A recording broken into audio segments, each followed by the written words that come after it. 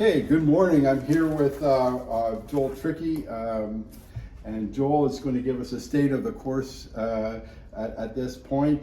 Joel, the course has wintered so well.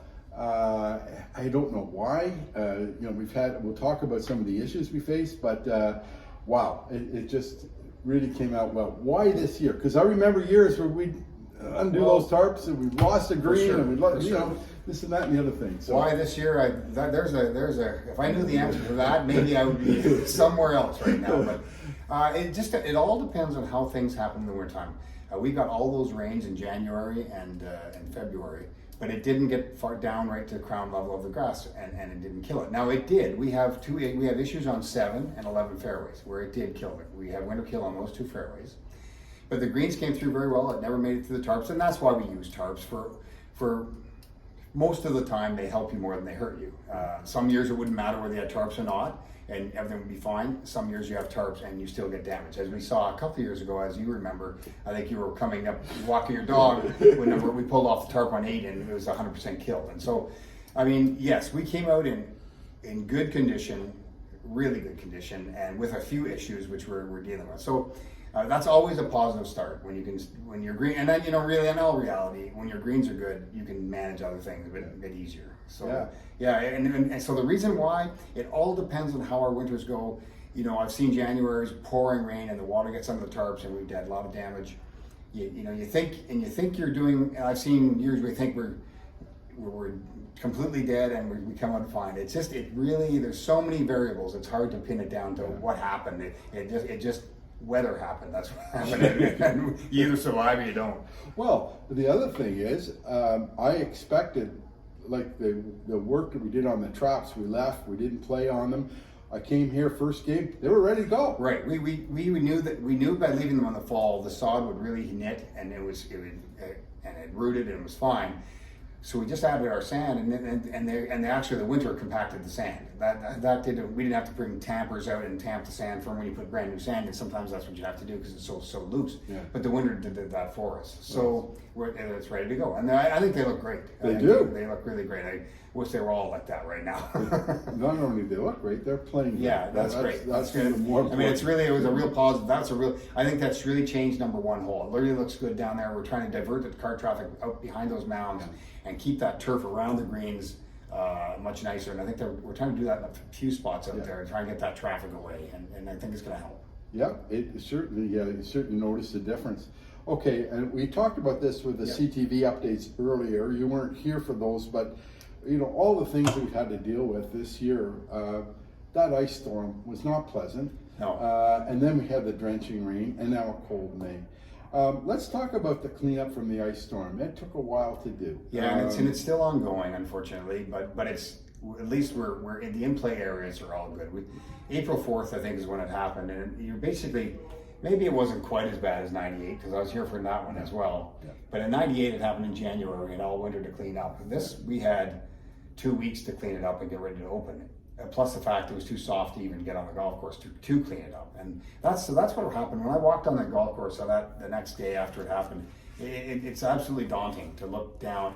Like every single silver maple tree and pine was affected. Yeah. Every single one. There's not one tree that is unscathed, and so there's literally a sea of branches down. And so we just and now the members. We had a members day a few weeks afterwards, and that really helped put them in piles. But we did a lot of work. I've had a tree company in helping. We've done a lot with our own guys. And another factor, like I don't have a stable of staff to pull from in mid-April. We have a budgeted amount and we have people lined up, but you just can't go phone up 60 people and have them come in to work. So we don't have that ability, and I don't think anyone does in the golf business. So that made it limited. Plus the fact that it was so wet, and especially that wet April and May, that you couldn't go out there and without making a mess, and so you had to leave it because you'd clean it up, but you'd have double the work to clean up all the mess of the ruts and everything else, trying to get machinery out there. So it's been a long process. I think we're down to it. We still have lots of work. There's now the outside edges are still brush to pick up. There's still trees we need to deal with broken branches. When the ground is really hard in the summertime, we'll continue to have early morning tree company coming with a bucket truck to remove those snapped limbs up there and try and continue to prune those trees. But it's just it's going to be it's again, as in '98, we felt the effects of this ice storm for years, and I think we will for this one as well. These trees have been pounded over the last few years, and so I think, but as far as playability now, I think we're fine. There's deep in the rough. Sometimes there's some areas that haven't been attended to yet, but we're getting there. Because we still have to prepare a golf course like a normal basis, plus an ice storm to deal with. It just made the work incredibly daunting, I think, for all of us. Absolutely. And then of course we're getting close to May 1st, and I'm figuring we're going to be opening, and then we have those drenching rains. Just ridiculous amount of water, and so there's a combination here. There's a huge snowpack. We had a lot more snow than normal. Yeah. With no frost in the ground. So there's no frost in the ground because it froze early, but then there's the amount of snow that came out of the ground. So we had really little frost, which is great for irrigation breaks. There's not very many or none, but all that snow melt run into the soil. There's no runoff because there's no frost. So you have an already saturated soil, and then you put torrential rains on top of it. The water had nowhere to go. It was like you've got a bathtub and it's full, and it's just nowhere to go. And so that's why it took so long to dry up. And it's just add to that not very sunny days and cold temperatures, nothing's draining. And so it just was the perfect storm to delay our opening. Not the latest opening, other than the COVID years when we were forced to open late. My first year here in '96, we didn't open until May 8th, so we were earlier than that. Yeah. So I mean, it happens. It just in around a week on both sides is always kind of where we open, regardless, right? Yeah. Yeah, and that couldn't be helped. And he spoke about the cold May. This is the first nice Wednesday we've had. Thank you very much. This is my Florida weather. This is what I love. And this is growing weather. Yeah. We haven't had it, and I know the question may come up. Why didn't we overseed 7 fairway early?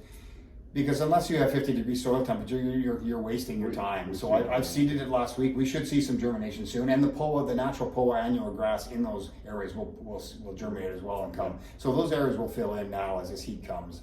But you're wasting your time going early because it just sits there.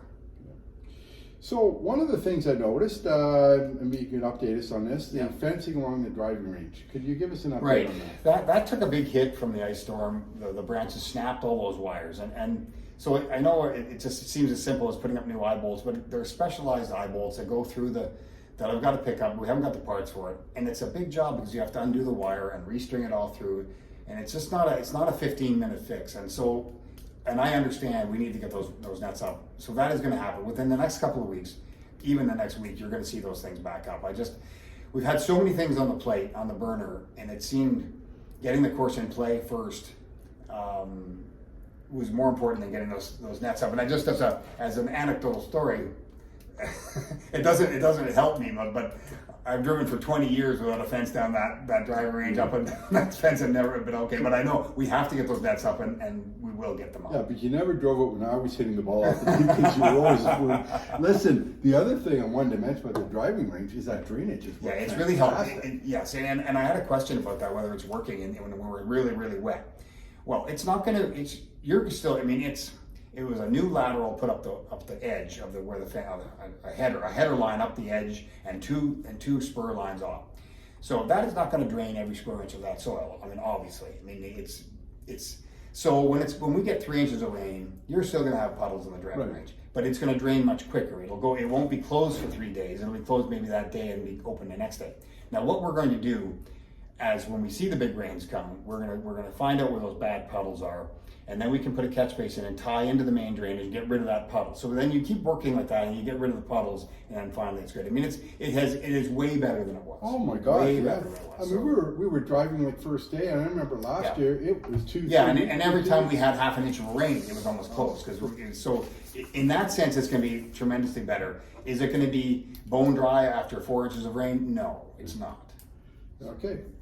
So you've had your first punch. Yeah. Now the punches you do now are so small you don't even notice them. Well, we went with I was going to go with a bit larger tine, but then with just the fact that we just got open, we've been so wet, and I figured we'll go with the smaller tines and talk to us and keep the condition play. They're still aerated, they're still fine, Yeah. and it's just less disruptive and rather than having to heal for another 2 weeks or whatever. So we went with the smaller tines. We'll probably go with the same size tines in August, and that will yield the same results as going big and small one time. So we're fine. Yeah, just they healed really well, and it went very well actually. Honestly, you don't even notice something. I mean, the only reason I noticed is because I know in May you keep the grass a little bit. Yeah, we're getting down to summer height now, and the greens will start to quicken up a little bit now as we get going. Yeah.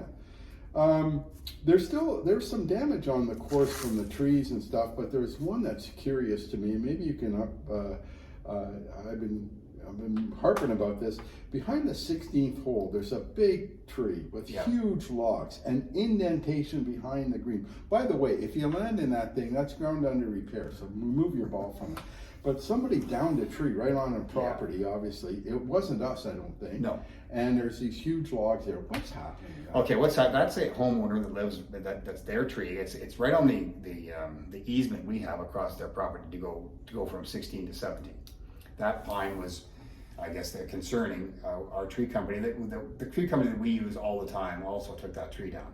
It created a bit of when it came down, a big hole. That's actually, it's on my list. That is going to be fixed tomorrow. We're going to get that, soil it and get it so it's back to normal again. But the tree we have to. It's a huge tree. We can't move it. So don't get it. It's actually, I'll make a plug. It's for Cardi's Tree Removal that's doing this work. Yeah. He's going to, as soon, we couldn't get it out because it was so soft. We make tremendous marks with the machine. So he's bringing in an excavator, and we're going to and make sure it makes no marks on plywood, and he's going to move it to the road where his log truck can get rid of it. Can you lift the log that big? For sure. Our loader can't, and our little grapple we had couldn't, but a log truck will lift that easily. Okay. So those are going to be gone with the next little while. That tree's got to be over 100 years old. Oh, I would easily. It's massive. Jeez. So one of the things I want you to explain to people, because I hear it why can't they clean this up a little faster? We got all this staff. Right. Talk about your staffing situation. Right. Well, that's the misconception. We have a budget, and